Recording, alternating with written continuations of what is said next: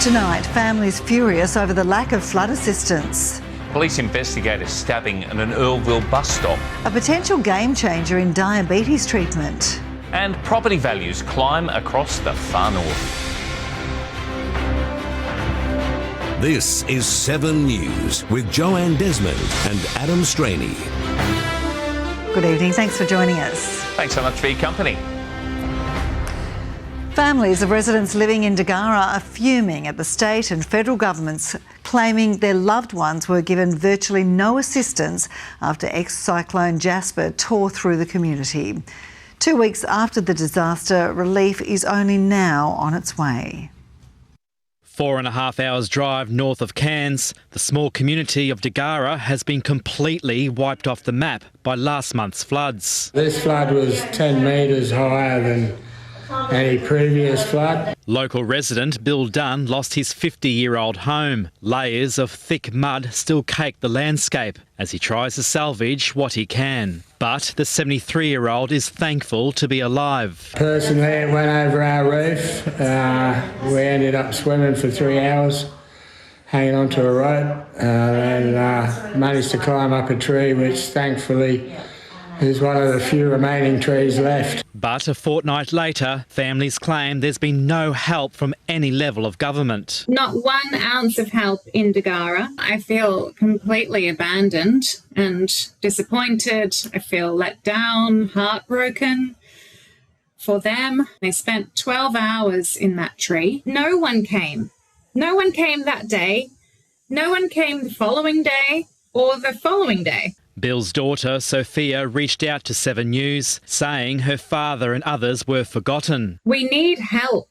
No one is coming. We need water jets. We need machines that take the mud out of homes. People have lost absolutely everything. Why isn't anyone dropping boxes of food in and or fuel? She's disgusted at the way the emergency crisis was handled, and she wants answers. There should have been immediate response. There should have been helicopter rescues on the day of the flood. The damage is just phenomenal.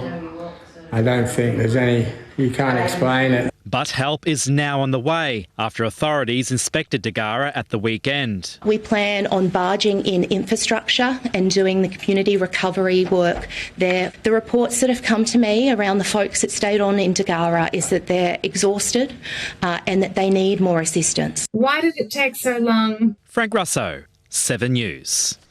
Heartbreaking photos have emerged of the Wudjil Health Clinic where 9 people were forced to seek refuge on the roof during ex-tropical cyclone Jasper. The building is being assessed to determine if it can be saved or whether a new facility will need to be built. Torres and Cape Hospital Health Services is working with the Royal Flying Doctors to provide care to the community. Meanwhile, local businesses are slowly bouncing back and reopening after the cyclone. But the opposition leader says the state government needs to do more to support small businesses to ensure they're not forgotten in the recovery process. They're racing into the new year after a few unexpected twists and turns. Just 2 weeks ago, Cairns cart hire was unrecognisable, wrecked by ex-tropical cyclone Jasper. We didn't really know where to start. I mean, at the end of the day, all we saw was a pile of dirt. We couldn't really see the track at all. It took around 30 volunteers 9 days to get the track operational again. The business reopened on Saturday thanks to the backing of residents and tourists. We wanted to support Cairns and the local community and Palm Cove. The best way the community can support us is to come out. I mean, at the end of the day, it's still a go-kart track. It's heaps of fun. The owners have tried to apply for disaster relief payments but have had to wait until insurance companies assess the damage. The opposition leader says the government needs to do more to support Cairns businesses. One of my criticisms has been that funding that has been promised hasn't gone out the door as quickly as it should. But the member for Cairns says he understands the magnitude of the challenge. Having an ambulance chaser flying up, making a few statements and then flying down, the people of Cairns don't appreciate it. Sophie McManus, 7 News. A 21-year-old man has been discharged from hospital after he was allegedly stabbed at a Cairns bus stop yesterday afternoon. Emergency crews were called to the Mulgrave Road site at Earlville just before 3:30, where they found the man with wounds to his chest. He was treated by paramedics and taken to the Cairns hospital in a serious condition. Police are now investigating. The federal government's been slammed over its cyclone reinsurance scheme, which has been labelled a market failure and not fit for purpose. In the wake of Cyclone Jasper, politicians are being asked to act quickly before another natural disaster strikes in the north. Hundreds of residents across the far north were left in the deep end when Cyclone Jasper and the tropical low that followed destroyed dozens of homes last month. As they rely on their insurers to help them rebuild and recover, the Townsville Enterprise Director claims the cyclone reinsurance scheme is not living up to its promises of lower premiums. So we do need to make sure that there's some immediacy to looking at this reinsurance pool and rectifying it so that we can avoid higher insurance costs. But the Chamber of Commerce is defending the scheme. It's dangerous to say that it's not fit for purpose. The reinsurance pool really is the early stages, and as Chamber, we're in it for the long haul. We advocated for this back in 2020. A federal government spokesperson said North Queensland homeowners can expect insurance premium savings of 13%, adding this is the first major cyclone event since the pool has been up and running. We will of course consider whether any design changes are needed. Insurance is critical no matter where you live, and in North Queensland it's simply not viable to have the insurance costs that we do have, so we do need to make sure that it is rectified and that we do have this market failure addressed by government. Risa Utama, 7 News. Researchers are closing in on a breakthrough cure for type 1 diabetes. In a life-changing discovery, they've identified drugs to potentially eliminate the need for round-the-clock insulin injections.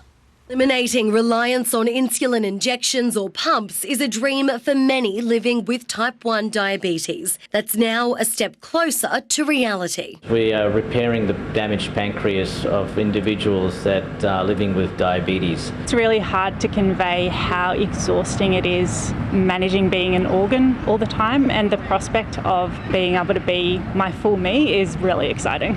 Researchers at the Baker Heart and Diabetes Institute have discovered a way to regenerate insulin production in those living with the disease. We've harnessed stem cells that naturally are present in the damaged pancreas and stimulated them and instructed them to make insulin again. We found 2 drugs that influence the pancreatic stem cells to behave like insulin-producing beta cells. The 2 drugs identified by the researchers are already approved to treat rare cancers in America.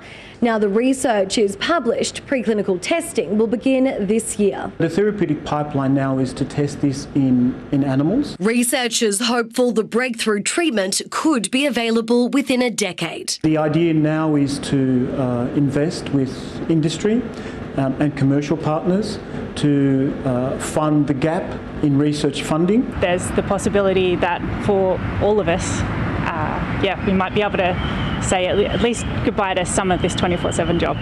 It could also be life-changing for up to 30% of people living with type 2 diabetes who also require insulin. Sarah Jane Bell, 7 News.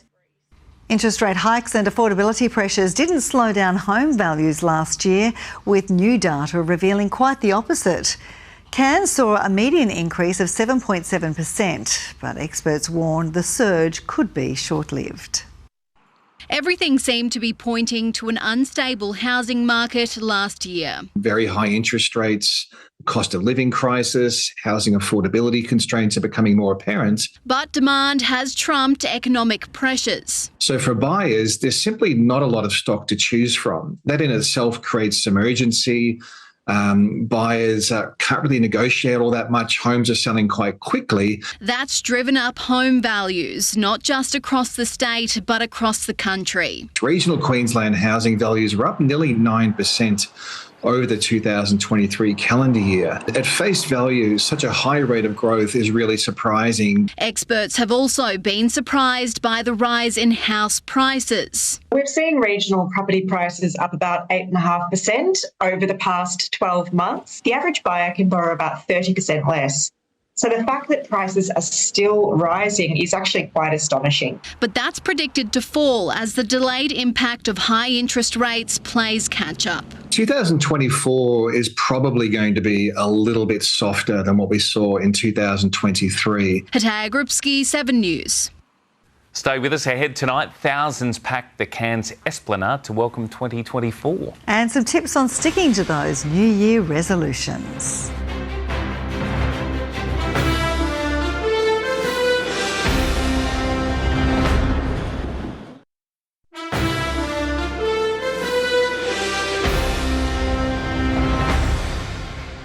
Welcome back to 7 News. The Royal Lifesaving Society has issued an urgent plea to be safe around water, especially with many areas across the state battling floods. 35 people have already died in Australian waters since December 1. A hot Queensland summer almost always involves time relaxing by or in the water. But if it's not played safely, lives can be put at risk. Even in our inland waterways, we can't recognize them anymore. So people really need to know that the spot that they normally would go to, it might not look the same. The Royal Lifesaving Society says recent heavy rainfall has raised concerns of a surge in preventable deaths. Please stay away from flooded areas. Don't go swimming in flood-related water. Don't go driving in flood-related water. Out of 90 drownings across the country last summer, 37% were in inland waterways and more than half were along the coastline. So far, we're up to 35 drownings right now that occurred between the 1st of December till now, and that's like a 13% increase from last year. Alcohol was also a factor in more than a quarter of cases. If you're going to have a few drinks, please don't enter the water. That's going to make you more liable to get yourself into trouble. And as always, swim between the red and yellow flags. If we can't see you, we can't save you. So yeah, just come and visit us in those safe areas. Tiani Reid, 7 News. Well, fireworks lit up the sky from Edmonton to Palm Cove as thousands of people welcomed the new year on Sunday night. There were 4 shows, but the Esplanade was the only location for a display at midnight. Police say most revellers were well behaved, but there were 7 arrests and 62 litres of alcohol was poured out for liquor and public nuisance offences. Queenslanders are hitting the gym in droves, setting New Year's resolutions to get in shape. Those who can't afford a membership are instead vowing to get money smart in 2024 as a rising cost of living hits home. Pumping iron and pushing themselves to the limit. Gyms were busy today, with Queenslanders keen to put their fitness first in 2024. There's a fair few New Year's resolutions here. I was so keen to get back in here to get moving again and burn off the Christmas pudding. Personal trainers say more people are signing up. Having someone help you set a goal, making sure that it's a realistic goal and an attainable goal that you can maintain all year round is the key to success, in my opinion. The new year also marks the start of Australia's busiest dating season. Dating Sunday is the first Sunday in January, and it's one of the busiest days on dating apps. An average of 2,200 new photographs are added to Tinder bios every minute. But for those more focused on financial security, James Cook University finance lecturer Tanya Driver recommends setting up an emergency fund to cover yourself in a crisis. Open up an account, maybe an online save or something like that, where you don't have to pay fees and put money aside. She also says paying off high-interest debt will help boost your financial freedom. If you do use a credit card, try to pay off the amount every period. Risa Utama, 7 News. Well, sports next, and Luke has joined us tonight. And Luke, Pride fullback Seamus King-Smith, he hasn't missed a beat this pre-season. No, he hasn't, and I bet he's very eager for the season to start. The rising star, he ended the last one with a torn hamstring as he fights to retain the #1 jersey in what could be a breakthrough year for the youngster. More on that next. And how the Taipans have fallen out of the top 6 despite another supreme win over the ladder leaders.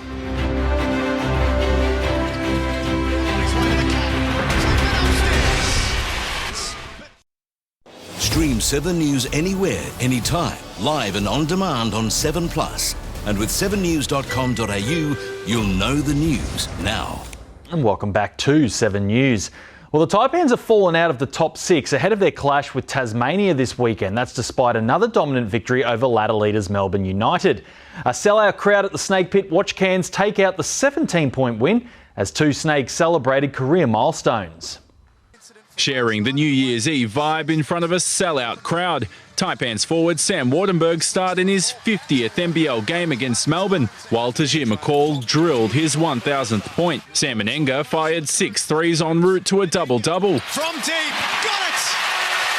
At the three-quarter time buzzer! Finishing with 22 points and 11 boards. As long as he just doesn't turn into that guy that keeps shooting threes. I've got enough bigs that shoot threes. You know, I need Sam to keep mixing it up on the inside. So he had a great game. We'll ride that momentum. And it's more like what it does for the team. Like I think it just helps open up their space. And again, like Forty said, don't fall in love with it. I'm confident with it. I work on it every day. United also struggled to contain freight train Patrick Miller, who went off the rails. Bully ball from Pat Miller. Scoring 31 as the Taipans took home another valiant win over the championship favourites. Miller's been a real problem for us. You know, the 2 games that we've played them, he's been, you know, exceptional. There were moments where Melbourne kind of went on a slight run and things like that, and we just did a great job of coming together. You know, moments where I feel like a month ago we would have, you know, broke down. But despite the victory, the Snakes have fallen out of the top 6, due in part to Friday's loss to Sydney. They'll now travel to Tassie to face the 4th place Jack Jumpers on Saturday. January's a little bit more spaced out, so, you know, we can rest up some bodies and prepare, but, you know, we're exhausted. Jonathan Simon, 7 News. Meanwhile, Mariba's Aaron Baines was in the firing line during Brisbane's clash with the South East Melbourne Phoenix after Phoenix guard Gary Brown handed the Bullets star a nasty gut punch. Here, bang, there's the contact on the screen, and then whack. Brown was ejected and later fined more than $1,500 after accepting an early guilty plea. Baines came off injury-free, leading the Bullets to a 12-point win as Brisbane sit now 1 win behind Cairns on the ladder. Well, the Northern Pride returned to pre-season training this week after their Christmas hiatus, with Pride fullback Seamus King-Smith entering what could be his breakthrough year. The rising star is fighting to retain the number 1 jersey and remains the front-runner after a strong off-season rehabbing a torn hamstring. Star Julian Christian departed to the Norths Devils, so this could be a breakthrough year for Seamus King-Smith. I trained with Melbourne Storm a couple of years ago, and that's always helpful to have those experiences. It's sort of always in the back of your mind, and having that experience that also makes me a better player. Christian was handed a 3-game suspension last year, which opened the door for King-Smith to start at fullback to close out the season. It's pretty rewarding, especially in the back end of the season, especially to play finals as well. He impressed and played every minute in the number 1 jersey before getting injured in their deciding finals matchup against winner Manly. It was probably a bit of good reward for Seamus, and it was just probably a little bit disappointing that he got injured at half-time, done his hamstring in that game and didn't get to finish it. He's been through adversity before. Battling back injuries for the last couple years, he's no stranger to rehab. I did my rehab to be able to come in the back end of the year. It's feeling pretty good. It's probably the best it's felt. So I'm excited to see him now string some games together, because that's all he's missing now, is just playing a lot of games blocked up together, where he hasn't been able to do that the last couple of years. Jonathan Simon, 7 News. Won't be long and the footy season will be upon us. Yes, counting down the days. I sure am. All right, thanks for that, Luke. Well, after the break, Rosanna will have all of today's details in our weather.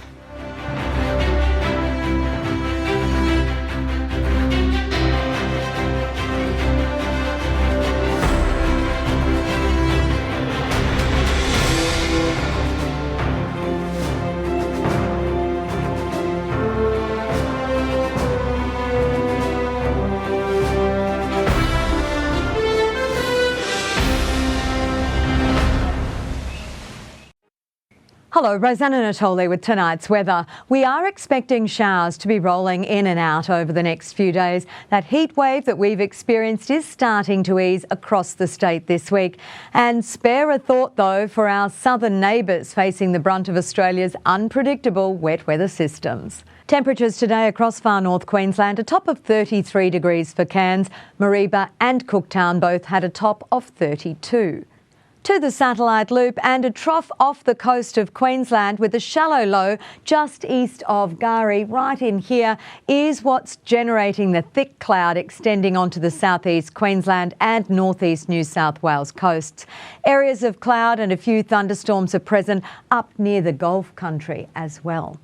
On today's chart, that coastal trough remains slow moving near the southern Queensland coast, and it's enhanced the rainfall all around through that vicinity. Onshore moisture is moving south into New South Wales. On tomorrow's chart, the trough sitting out east of the southeast coast will start to make its way down into the Tasman Sea and towards New Zealand. A high also remains in the Tasman, pushing up cool southerly winds. Now to the latest from the Bureau. The boating forecast for Cairns waters, the winds are east to southeasterly at 10 to 15 knots, remaining much the same until Thursday. Seas are below a metre. Tidal variations are increasing slightly. Tomorrow's low will be at 7 a.m, the high at 3:30 p.m. For the North Tropical Coast and Tablelands, that heat wave still remains in parts of the district, especially near the Cape. A medium chance of showers, the chance of a thunderstorm from the late morning. Cairns 25 to 33 degrees, Atherton 30, Innisfail and Mareeba both heading for 33. Looking ahead for Cairns, very consistent temperatures for the next few days, staying around the mid-30s mark, followed by some possible showers coming back around towards the end of the weekend.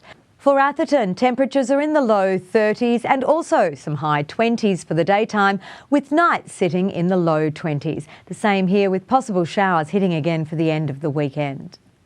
Now to our favourite photos section, and this simply stunning sunset comes to us with thanks to Mark from Hervey Bay. He snapped this shot from McGarry. Do keep your pics coming. I love to see them. Bye for now. Lovely. Thanks for that, Rosanna. And that's all from us for this Tuesday, the 2nd of January. Thanks for your company. A reminder that you can watch a replay of 7 News on 7plus and catch up on our page on 7news.com.au. Good night. Good night.